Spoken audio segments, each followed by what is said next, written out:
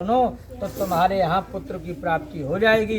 तो हर पूर्णमासी को हे साधु वैस हम भगवान की कथा नदी के किनारे कर रहे हैं। साधु बनिया बोला, हे महाराज, हे राजन, आप मुझे भी इसका प्रभाव बताओ, व्रत का विधान बताओ, क्योंकि हमारे यहाँ भी बहुत धन दौलत है लेकिन कोई संतान नहीं है। धन दौलत तो बहुत है लेकिन कोई संतान नहीं है। तो संतान के बिना व धन दौलत दोनों काम की नहीं है। घर कितना बड़ो हो, टाल्स बिछी हो, हीरा मोती जड़े हुए घर में, लेकिन जब तक नाती नतन की किलकारियाँ नहीं गूंजे, उनको उदम नहीं होवे है, जब तक जो है शांति नहीं होती है। गृहस्थ के लिए जो है, गृहस्थ के घर में संतान जरूरी है। इसे हे महाराज, हमारे यहाँ भी कोई संतान नहीं। राजा बोले, भगवान का व्रत करो, आपके यहाँ अवश्य हो जाएगी। व्रत का विधान राजा से पूछ करके साधु बनिया अपने घर गया। उसने अपनी पत्नी, उसकी पत्नी का नाम था लीलावती, उसने अपनी पत्नी लीलावती से कहा कि भगवान का ऐसा ऐसा व्रत है, राजा ने कहा है इसके करने से पुत्र की प्राप्ति हो जाती है। तो लीलावती बोली कि आप जरूर करो, आपके लिए कौन पैसन की कमियां हैं भाई। जो तो उनको हुआ कि हम 5 साल बाद करें, पैसा इकट्ठो जोड़ जोड़ के धर लें, ठीक है। अब धर्म करना है तो करो, लेकिन अगर तुमने सोची कि 5 साल बाद करें कि 10 साल बाद करें, है तो वो पैसा उठता जाता है। लेकिन जब अटल भाव हमारे मन में होता है तो भगवान भी समझ जाते हैं, उसकी भावना जागृत हो चुकी है, ये धर्म करना चाहता है, तो वही व्यवस्था बनाने वाले होते हैं। भगवान से विनती भर कर लो कि हे भगवान, 1 साल में हमें इतना चाहें कि हम भगवान की कथा करा सकें, आपकी कथा सुन सकें और काज कर सकें, तब भगवान फिर जो है अपनी जिम्मेदारी लेते हुए उसको खूब भरपूर देते हैं, कोई कमी नहीं आती है। साधु बनिया बोला, देवी अभी नहीं, अभी नहीं करेंगे, तब करोगे महाराज। जब हमारे यहाँ संतान हो जाएगी तब हम भगवान के व्रत को करेंगे। बानिया फ्री को पैसा कैसे मिटा सकते। भगवान की ऐसी कृपा भई, एक दिन उसकी पत्नी लीलावती पति के साथ आनंदित हो, सांसारिक धर्म में प्रवृत्त होकर के और भगवान की कृपा से गर्भवती हो गई। धीरे धीरे समय आया, 10वें महीने में उसके यहाँ एक सुंदर कन्या का जन्म हुआ। वह कन्या दिनों दिन इस तरह बढ़ने लगी जैसे शुक्ल पक्ष का चंद्रमा बढ़ता है। ब्राह्मणों को बुलाया गया, ब्राह्मणों से कहा, महाराज हमारे यहाँ कन्या भई है, इसका नामकरण करो।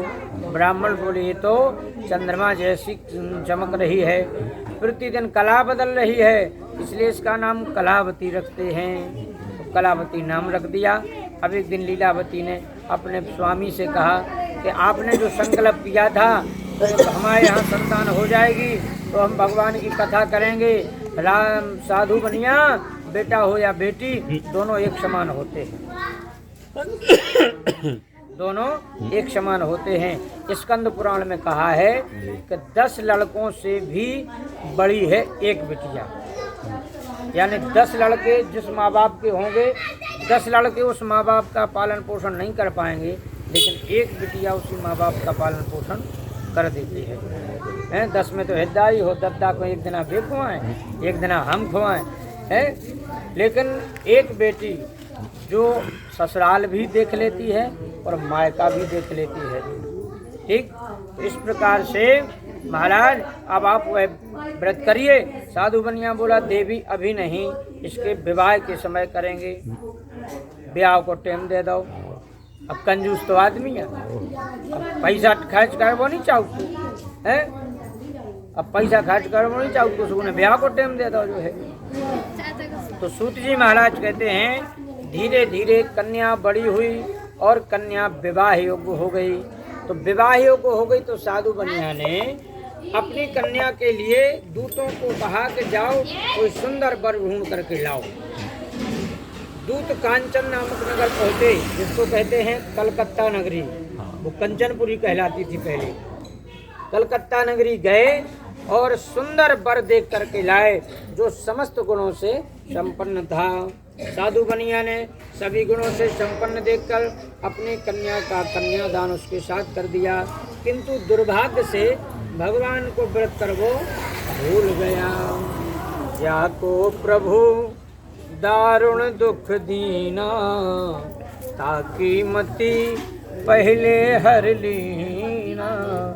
तो जो है जब भगवान का व्रत भूल गया, भगवान रुष्ट हो गए और कहा मैंने तुझे कितना दिया है, तेरे पास धन नहीं था धन दिया, तेरे पास संतान नहीं थी संतान दी, लेकिन एक छोटी सी मेरी कथा नहीं सुन सका, कथा नहीं कर सका। जा साधु बैस, भगवान ने श्राप दे दिया, भगवान ने श्राप दे दिया, जाओ तुम्हें दारुण दुख प्राप्त हो जाएगा। अपने कार्य में कुशल साधु बनिया। साधु नामक वैश्य अपने दामाद को साथ लेकर के और समुद्र के समीप स्थित रत्नसारपुर नगर में चला गया, जिसको कहते हैं बम्बई नगरी, रत्नसारपुरी, जो कुआं उड़ा रहा। वहाँ जाकर व्यापार करने लगा। एक दिन भगवान ने जो है अपनी लीला रची और माया के चोर बनाए। माया के चोरन ने राजा की चोरी करी और वो धन चुरा के जितने वे ससुर दमान बैठे थे उतई धर गए और वे चोर तो चले गए। राजा के सिपाही आए, इनके पास वो धन देखा, इनको पकड़ के राजा के पास ले गए। राजन ये जो है चोर हैं, अपराधी हैं। राजा बोले कारागार में डाल दिया जाए। इनको कारागार में डाल दिया गया। इनकी काऊ ने बात नहीं सुनी। जे खतरा है भैया, हमने काऊ को नहीं उठाओ, लेकिन जब समय खराब होता है तो किसी की बात कोई नहीं सुनता है। तुम अगर सत्य भी बोल रहे हो तो आदमी को झूठी लगे। क्यों? क्योंकि समय खराब है। तब जो है सूत जी महाराज कहते हैं इनको कारागार में डाल दिया। इनके घर पर जो धन रखा था सब चोर चुरा कर ले गए। कितने गौ धन को पतो नहीं चलो। कंगाल हो गए। इनकी पत्नी व पुत्री एक दूसरे पुड़ा पड़ोसियों से मांग करके खाने लगे। एक दिन कलावती कन्या एक ब्राह्मण के घर गई, वहाँ कथा हो रही थी, भगवान की कथा सुनी, प्रसाद ग्रहण करो। रात्रि में घरे आई। लीलावती ने कलावती कन्या से पूछी, बेटा इतनी रात गए तुम कहाँ रुकी थी, तुम्हारे मन में क्या है? कलावती कन्या बोली कि माता मैं कहीं नहीं गई थी, एक ब्राह्मण के यहाँ गई थी, वहाँ जाकर मैंने कथा सुनी, प्रसाद ग्रहण करके रात्रि को घर चली आई। कोई पत्री पत्री छोले की लकड़ियाँ ढोल लो, तुम्हें लग जाए बेकार लगा। रन देने लगा भैया, पत्री पत्री है समझा है, रन दे समझा है, छोटी रन दे भाग जाओ। तो इस प्रकार से इनको कारागार में डाल दिया। यहाँ कन्या कलावती ने जब माता से कहा कि मैंने सत्यनारायण भगवान का व्रत सुना है, कथा सुनी, घर आ गई, तो उसकी माता को वो ध्यान आ गया कि बेटा तुम्हारे पिता ने भी संकल्प किया था कि तुम्हारे जन्म होवे पे हम भगवान की कथा सुने, जो आज तक नहीं की। हो सका तो नहीं को प्रभाव होए कि हम सब कछु चलो गो का कारण रहो कि हम करोड़पति हते और रोडपति बन गए। यही कारण है। तो तुरंत उन्हें कही कि जो भी अब टूटो फूटो है करने हैं भगवान को। तुरंत मांग चूंग के भगवान की जो है कथा की सामग्री जोड़ी, ब्राह्मणों को बुलाया, ब्राह्मणों के श्री मुख से भगवान की कथा सुनी, पूजन करो।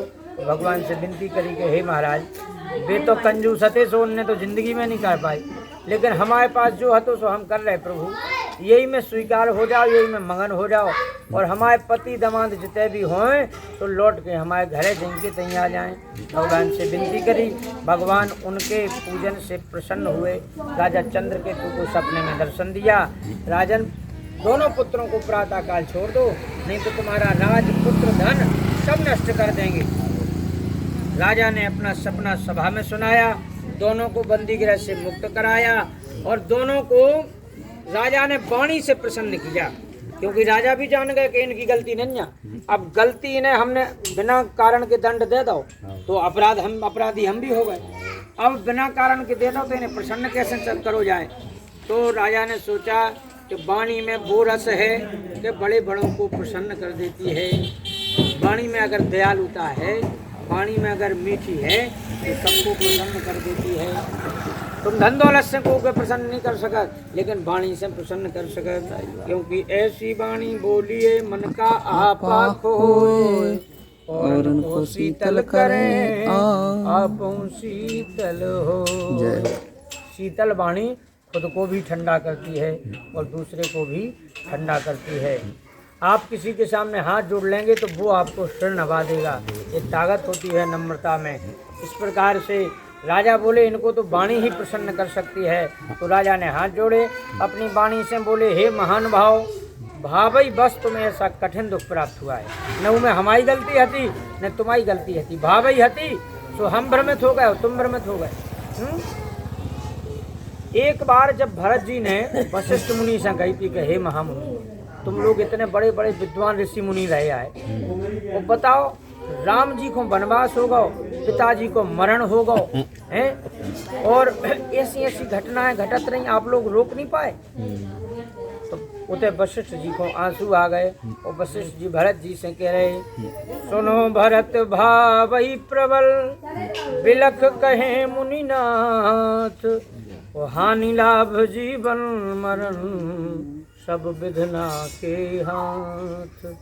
भरत जी इसमें कोई कुछ नहीं कर सकता है। रोने लगे वशिष्ठ जी, बोले विधि को विधान है, ये को पलट नहीं सकत भैया।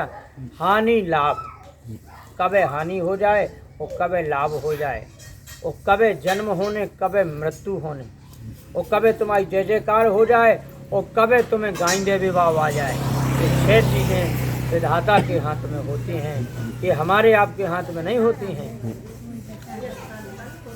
ये हमारे तुम्हारे हाथ में नहीं होती हैं।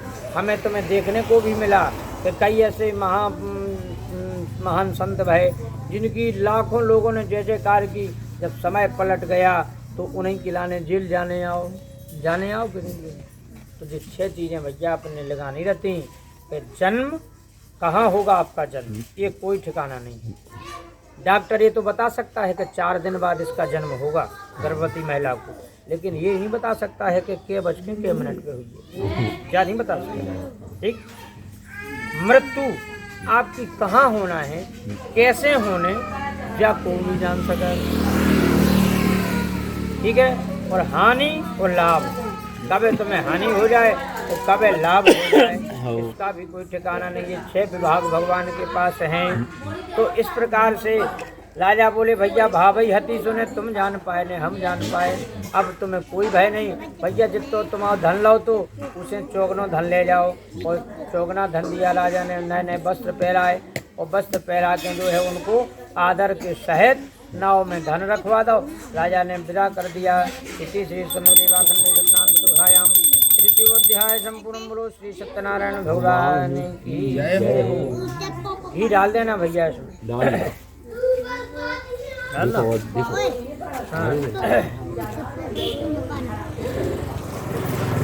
सभी डोई ने पेड़ों पे पूरी डोई ने 2 मिनट भगवान को भजन कर लो। श्रीमन नारायण नारायण नारायण, श्रीमन नारायण नारायण नारायण, सत्यनारायण नारायण नारायण, नारायण नारायण, बद्री नारायण नारायण नारायण, बद्री नारायण नारायण नारायण, मुक्ति नारायण नारायण नारायण, मुक्ति नारायण नारायण नारायण, और लक्ष्मी नारायण भगवान की जय हो। देखो, आदमी के जीवन में जजमान जी 4 घंटी बजती मृत्यु की। क्या घंटी बजती? 4 घंटी। पहली घंटी बजत है तो पहली घंटी बजते ही बाल सफ़ेद होने लग जाते हैं। बाल सफ़ेद होने लग जाए तो जान लो मौत की पहली घंटी बज गई, भजन करने लग जाओ हैं। लेकिन आदमी का भजन नहीं करें। खबाजू के ले गांजे 10 रुपया की हेयर डाई ले आए और खबाजू के बाल करिया कर दो करिया करवा ले, लेकिन भजन नहीं करे। आज तक नहीं कराया हमने, खूब कराते रहे। बाल सफेद होना पहली घंटी है भगवान की। ठीक, पहली घंटी बजती है तो बालों का सफेद हो जाना। भगवान कह रहे कि बेटा बहुत ऊंचे तुमने ई बगले ऐसे ऊंचे ऊंचे ऊंचे, अब बे बाल हमने करिया वो सफ़ेद कर दे, सुधर जाओ, भजन करने लगो। आदमी का भजन नहीं करें, चाहे डाई करवा लें, ठीक है। दूसरी घंटी बजती है आदमी की, तो दूसरी घंटी बजती है जब, तो धीरे धीरे आँखों का कमज़ोर होना हो जाता है, आँखें कमज़ोर होने लगती हैं। आंखें कमज़ोर होने लगी तो भगवान कह रहे कि बहुत हेरते बेटा टुकर मुकर, ईको हेरते ऊको हेरते ना हेरते माँ हेरते, भाई आंखें हमने कम कर दें। अब भगवान को भजन करने लगो। आदमी का भजन नहीं करें, चाहे 5000 को चश्मा बनवा ले आए,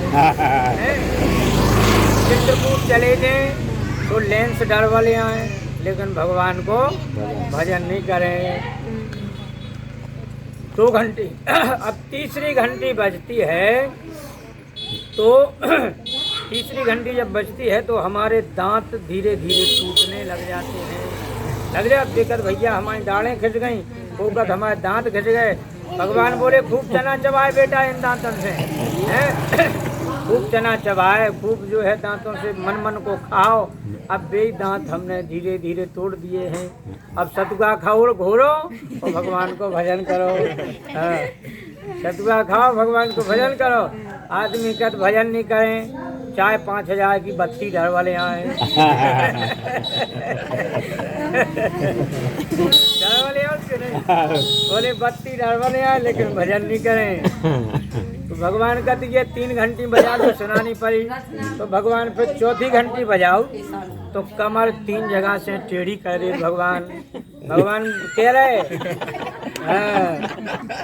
भगवान कह रहे कि बेटा वो तन के चलते वो तन के चलते कि हम फलाने हम ढकाने, हम राव साहब हम दिमान साहब हैं, हम फलाने जू हम ठाकुर जू हम ढकाने जू। अब बेटा हमने बस सब जो है जितनी कमाई ठकराती थी बस सब बेकार कर दी, 3 जगह से कमर टेढ़ी कर दी और भगवान को भजन करने लगो। तो आदमी करने लगा भगवान भजन नहीं करें, चाहे घुटना लेके निकल लगे।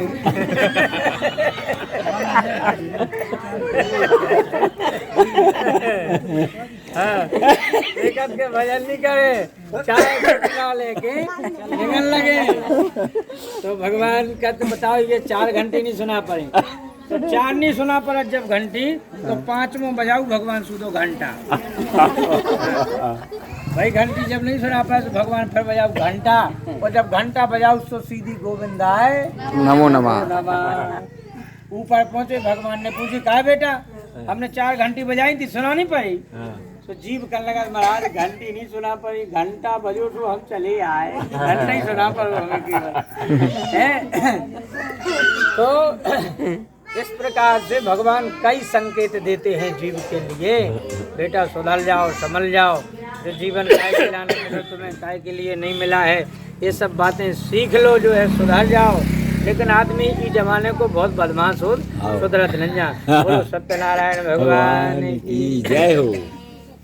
चौथे अध्याय में सूर्य जी महाराज ने कहा वैश्य ने जो है पूरा धन दौलत अपनी नाव में भरो और यात्रा आरंभ कर दी, अपने घरे आऊं लगे। अब भगवान ने एक दिन सोचा कि चलो इनकी परीक्षा ली जाए, इनके मन से अब घमंड गाँव है कि नहीं गाँव। इतनी जो है ये तो भोग चुके, लेकिन घमंड गया है कि नहीं गया। भगवान एक सन्यासी को रूप धारण करके और पहुंच गए, तो जी नाव में चले जा रहे थे धल रहे। भगवान बोले क्यों साधु वैश्य तुम्हारी नाव में क्या है, तो वो तो अभिमानी हटोई। अभिमानी हंसता हुआ बोले क्यों दंडी क्यों पूछ रहे हो, मेरी नाव में तो बेल पत्ते भरे हैं। भगवान बोले बेटा झूठ नहीं बोलो, कभी कभी आदमी की वाणी आदमी के लाने ही सत्य हो जाती है, क्योंकि रामायण में चौपाई आई है सुनी होगी कि जेही पर सत्य सनेहु, सोते ही मिले न कछु संदेहु। जेही पर सत्य सनेहु, वो सोते ही मिले न कछु संदेहु। भैया अगर एक ही बात तुम बार बार सोचत रहे हो तो बेही हो जाए, अगर तुम यात्रा पे जा रहे और तुमने मन में विचार कर लो कि ये सोनी हो गाड़ी क्या घल जाए, ये सोनी हो गाड़ी क्या घल जाए, ये सोनी हो गाड़ी क्या घल जाए, तो फिर घलाई जे उपना जाए। तुमने मन में सोच रहे कि ये सोनी हो क्या कांटो लग जाए, कांटो लग जाए, कांटो लग जाए, तो फिर लगाई ये जो है। तो कभी भी गलत मत सोचना चाहिए अपने मन में, अच्छे विचार सोचो, अच्छे भाव ले आओ मन में, हैं? तो भगवान बोले बेटा सासी कहो, बोले नहीं हमारी नाव में तो बेल पत्ता है। भगवान बोले तथास्तु, जाओ तुम्हारी नाव में बेल पत्ता ही हो जाए। भगवान कुछ दूर जाकर किनारे बैठ गए, इनकी नाव में बेल पत्ता बन गए। जब नाव में अपनी क्रिया होने के बाद नाव में देखो सब बेल पत्ता भरे थे। अब बताओ जी की गोदरे जलवायु में नूटन की गड्डी धरी हो और खोलवे पे आम के पत्ता मिलवे, तो वो तो घबराई जे। इनने देखो कि धन दौलत का चुनन्या पेड़ पत्तन के जो है पत्ता रखे हैं पेड़ पौधों के, मूर्छित होकर जमीन पर गिर गए। जब मूर्छा खुली तो दमाद बोलो, दमाद होशियार है तू, दमाद बोलो पिताजी जैसा भगवान परीक्षा ले रहे, अरे उन्हीं की शरण में चलो, आज दंडी बन के भी बेजा आए थे और तुम समझ नहीं पा रहे। जो लोभ छोड़ो, और जो लोभ जितना तुम्हारे मन से हट जाए उतना ही तुम्हारा कल्याण हो जाए। अब बानिया की समझ में आई, तुरंत जो है दंडी भगवान के चरणों में लेट गया। हे भगवान मुझे क्षमा करो, हे प्रभु मैंने आपका बार बार अपराध किया है, बार बार हमने झूठ बोलो, आपकी पूजा नहीं की। हे भगवान मैं तो अज्ञानी हूँ, मूर्ख हूँ, हे प्रभु मेरा कल्याण करो। मैंने जो आपसे असत्य वाणी बोली है उसको क्षमा करो भगवान। और महान शोकातुर हो रोने लगा, इतनो रो कि जो है भगवान को भी दया आ गई। दंडी भगवान बोले हे बाणिक पुत्र, मेरी आज्ञा से बार बार तुझे दुख प्राप्त हुआ है, तू मेरी पूजा से विमुख हुआ है। साधु वैश्य ने कहा हे भगवान आपकी माया से जब मोहित ब्रह्मा जी भी हो जा सो बेनी आपके रूप हो जान पाओ। भगवान हम कैसे जान पे, हम तो मूर्ख हैं, अज्ञानी हैं। हे प्रभु कल्याण करो और मेरी रक्षा करो, पहले के समान नौका में धन भर दो। उनके भक्ति युक्त वचन सुनकर सत्यनारायण भगवान प्रसन्न हो गए और उनके इच्छानुसार बलिदान देकर अंतर ध्यान हो गए। तब भगवान ने आशीर्वाद दिया, नाव पर आकर देखा नाव धन धान से परिपूर्ण थी। दोनों आए अपने नगर के समीप गए और नगर के समीप जाकर के दूत को भेजा। साधु वैश्य ने बोले जाओ हमारी पत्नी पुत्री को आदेश दो, तुम्हारे पति दामन बहुत सारा धन धान लेकर के नगर के निकट आ गए। दूत ने जाकर उनकी पत्नी को पुत्री को प्रणाम किया। वे दोनों कथा कर रही थी। माता ने कहा बेटी तुम पूजा पूर्ण करके आना, हम पति दर्शन को जाते हैं। कल लीलावती चली गई। कलावती कन्या ने सोचा मेरे भी पति आए हैं, भगवान की पूजा बीच में ही छोड़ दी, पति के पास गई तो भगवान रुष्ट हो गए। रुष्ट हो गए तो उसके पति को नौका के साथ हरण करके भगवान ने जल में डुबो दिया। और जब जल में डुबो दिया कलावती कन्या को अपना पति नहीं दिखा तो रोने लगी, चिल्लाने लगी हे भगवान क्या हुआ, हे भगवान क्या हुआ, हे भगवान क्या हुआ। साधु कन्या ने हाथ जोड़े भगवान से प्रार्थना की कि हे प्रभु मुझसे या मेरे परिवार से जो भी गलतियां हुई हों उनको क्षमा करो। उनके भक्ति युक्त वचन सुनकर आकाशवाणी हुई हे साधु कन्या तेरी कन्या मेरे प्रसाद को छोड़कर आई है, अगर वह घर जावे प्रसाद पावे हमारी कथा सुनवे तो इसको इसका पति प्राप्त होगा। तो तुरंत जो है सब लोग घर गए। कलावती कन्या ने भगवान की कथा सुनी, प्रसाद ग्रहण किया, आकर के अपने पति के दर्शन किए और फिर पूर्णिमा तथा संक्रांति पर्वों पर भगवान का व्रत करते हुए श्लोक में सुख होकर अंत में वैकुंठ धाम को प्राप्त हुए।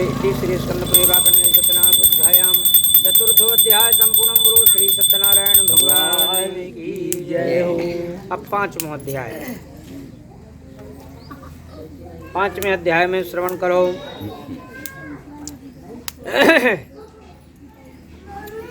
भाई श्रोता वक्ता दोनों में भाव होना चाहिए, सुनवे को भाव होना चाहिए, ठीक है, सुनवे को भाव होना चाहिए।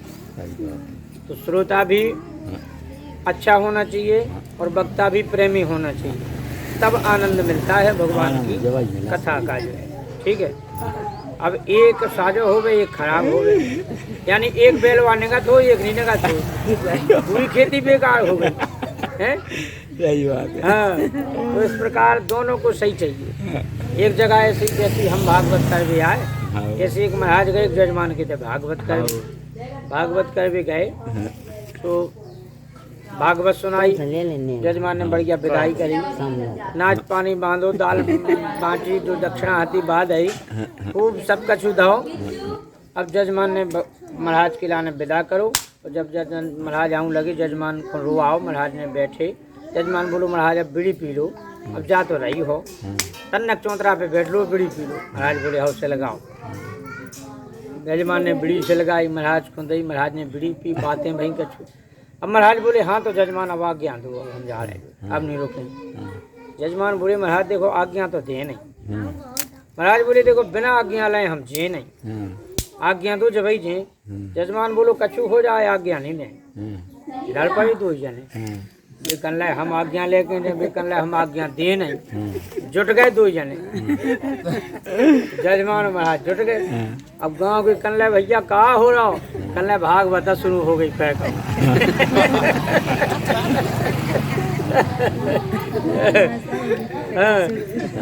तो कल कई कहा हुआ, जजमान बोलो देखो तो जी महाराज कह रहे आज्ञा दो, हमने नाच पानी दे दो, पैसा दे दे और सब कछु बांधो इनके लाने, और जे कह रहे आज्ञा दो, कल दे दो, कल वाह हम कैसे दे दें, पर वही तो मेरी आज्ञा बयानी है, आज्ञा ना हो तो की भैंस को।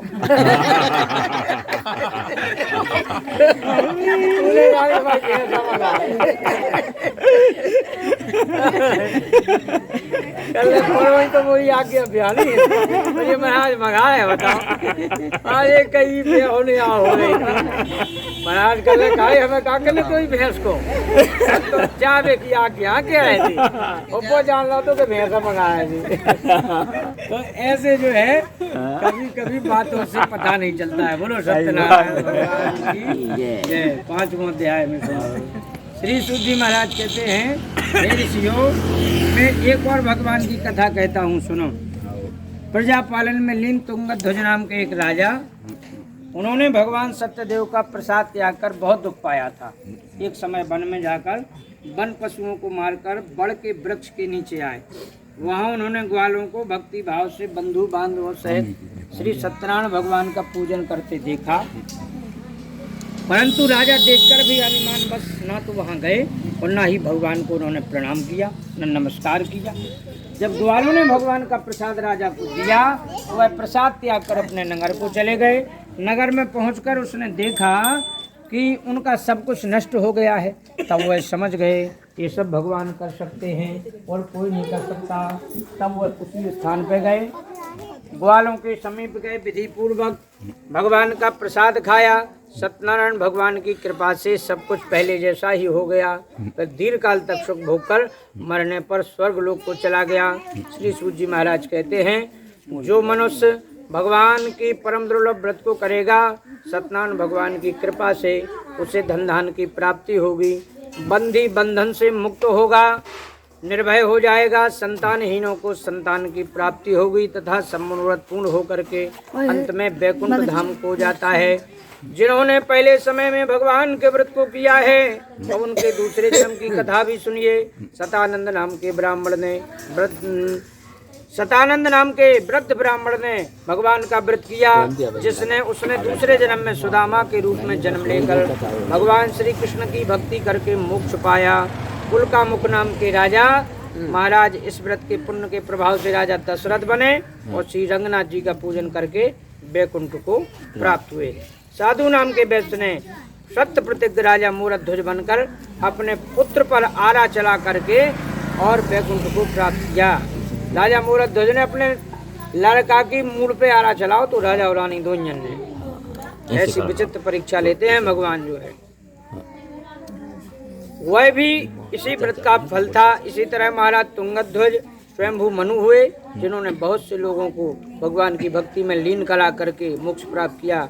लकड़हारा भील अगले जन्म में निषाद राज गुह हुआ, बिल्ल हुआ और उसने भगवान श्री राम के चरणों की सेवा करके और मोक्ष को पाया है। भगवान की कथा कल्याण करती है, सब कुछ देने वाली होती है और भगवान की कथा जीव मात्र का उद्धार करने वाली है क्योंकि स्वर्ग नसैनी हरि कथा नरक निवारण। हाँ स्वर्ग नशैनी हरि कथा नरक निवारण हार। भगवान की कथा नरक से निवारण करती है, जीव का कल्याण करती है, उद्धार करती है, धन संपदा देती है। भगवान की कथा से सब मिलता है। क्यों नहीं मिलेगा? जो भाव से भगवान की कथा सुनेगा, भाव से भगवान की कथा करेगा, मन में विश्वास रखेगा कि भगवान हमारे साथ हैं तो भगवान उसका कल्याण जरूर करते हैं। श्री तीसरी स्कंद पुराण करते पंचमोध्याय संपूर्ण। बोलो श्री सत्यनारायण भगवान की जय हो। चढ़ा दो सब भगवान नोट के पाँव पल्लू, फिर हवन करो।